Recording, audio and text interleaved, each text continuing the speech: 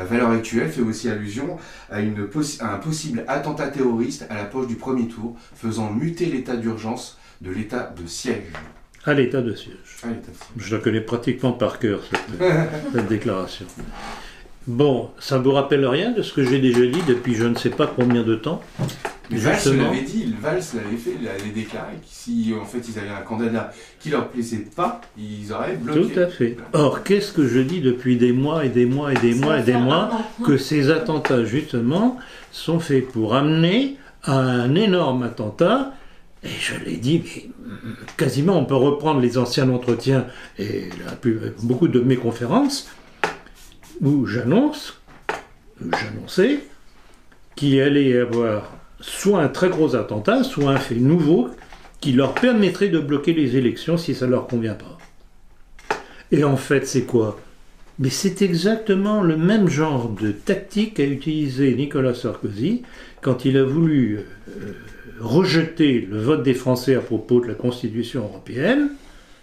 Le vote n'est pas conforme, on annule le vote et on le fait passer sous un autre nom, le traité de Lisbonne. Eh bien, c'est ça qui va se passer si jamais ils arrivent à mettre en place cette manœuvre. Ils vont gagner du temps, ils vont essayer de tellement magouiller les cartes, etc., que je sais pas, il va se passer quelque chose. Je ne suis pas Madame Soleil, mais je suis très inquiet et je trouve qu'alors que ce texte de valeurs actuelles est très très important. Et en fait, la déclaration d'Emmanuel Valls, ça ne vous inquiète pas plus parce que elle est quand même presque plus inquiétante.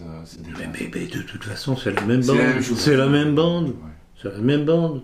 Mais alors vous disiez en début d'entretien que les sondages paraissaient assez mitigés à son égard. Macron pourrait-il être lâché par le système au profit d'un autre candidat, comme Fillon ou Mélenchon? C'est par exemple l'analyse qu'en fait Alain. Alors pour Mélenchon, oui, puisque tout est fait pour le gonfler dans les sondages.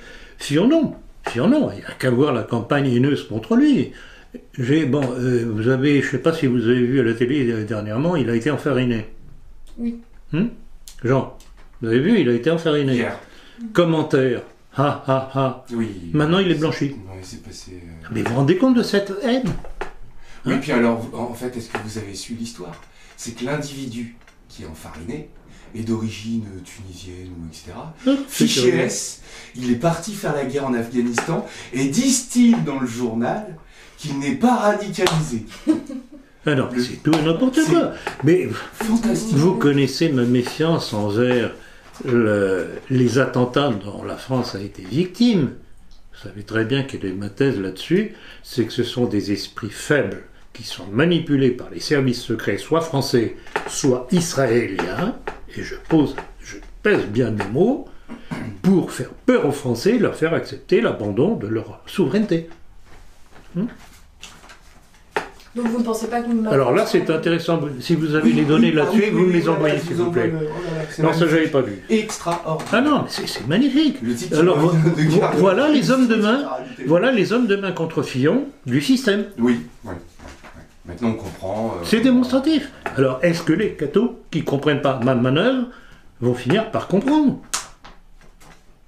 J'ai relevé dernièrement qu'un certain Jean-Michel Fauvergne, ex-patron du RAID, lors des attentats de 2015, donc le Bataclan, le Stade de France, etc., venait de rejoindre Macron. Il avait déjà un pied dedans, mais... Alors c'est intéressant parce que si on se rappelle, et je renverrai aux articles que nous avons faits, et notamment mes éditoriaux à l'époque sur ces attentats, rappelez-vous l'histoire du Bataclan quand même. Le délai étrange qu'il y a eu entre le déclenchement de la tuerie et l'arrivée des forces de police, RAID et compagnie.